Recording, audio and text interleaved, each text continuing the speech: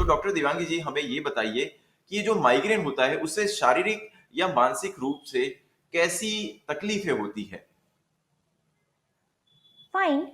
दो तीन चीजें मैं बताना चाहूंगी। जनरली माइग्रेन वाले पेशेंटों को बहुत ही प्रॉब्लम होता है। उनको लगता है कि मेरे सर में कुछ तो हेमरेज हो सकता है, थ्रोम्बोसिस हो सकता है, मुझे ट्यूमर हो सकता है।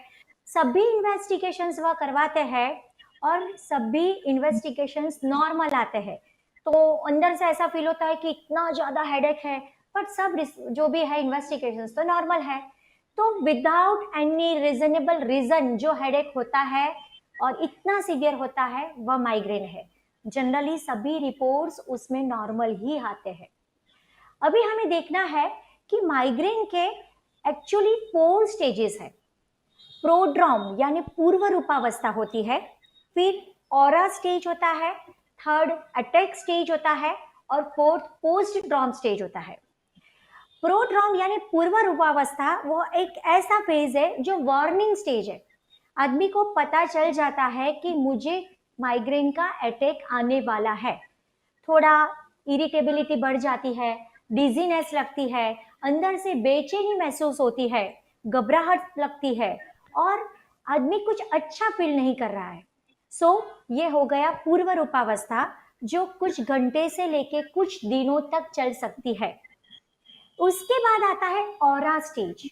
ऑरा स्टेज जो होता है उसमें आंखों के सामने जैसे झाग झाग सा पास होता है, स्नैक्स जैसा कुछ ऐसे आंखों के सामने पास होता है, ऐसी फीलिंग होती है।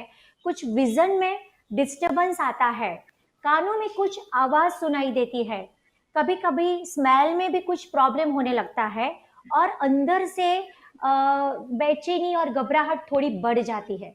ये हो गया ऑरा स्टेज जो जनरली एक आध घंटा जितना चलता है।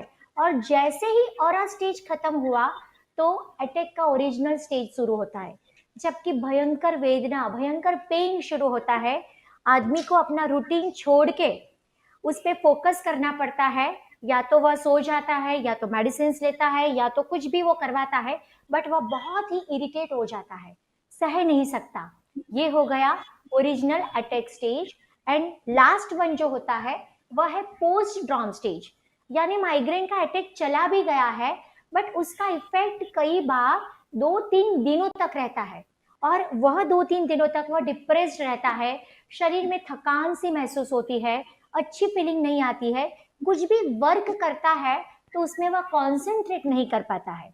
तो आइडियली जैसे मैंने बताया, मेंटल फैक्टर्स में मूड स्विंग्स, इरिटेबिलिटी, छोटी छोटी बातों में चिड़चिड़ापन, कभी डिप्रेस्ड मूड रहना ये होता है। और फिजिकली नॉजिएटिव फीलिंग, वॉमिटिंग, भयंकर पल्सेटाइल थ्रोबिंग पेन और वह पूरा पूरा जकड़ जाता है। कभी उनको झुनझुनी से महसूस होती है, टिंगलिंग नमनेस भी फील होती है। तो यह फिजिकली हमें फील होता है। इसकी वजह से क्या होता है, कभी तो माइग्रेन वाले पेशेंट अपने आप को लोगों से दूर कर देते हैं कि शायद मैं सबके बीच जाऊंगा और मेरा अटैक शुरू होगा तो मुझे भी तकलीफ होगा। तो जनरली वो सबके बीच में रहना थोड़ा कम पसंद करते हैं और सोशली खुद को आइसोलेट कर देते हैं। So this is the way कि माइग्रेन वाले पेशेंट यह सब चीजें फील करते हैं।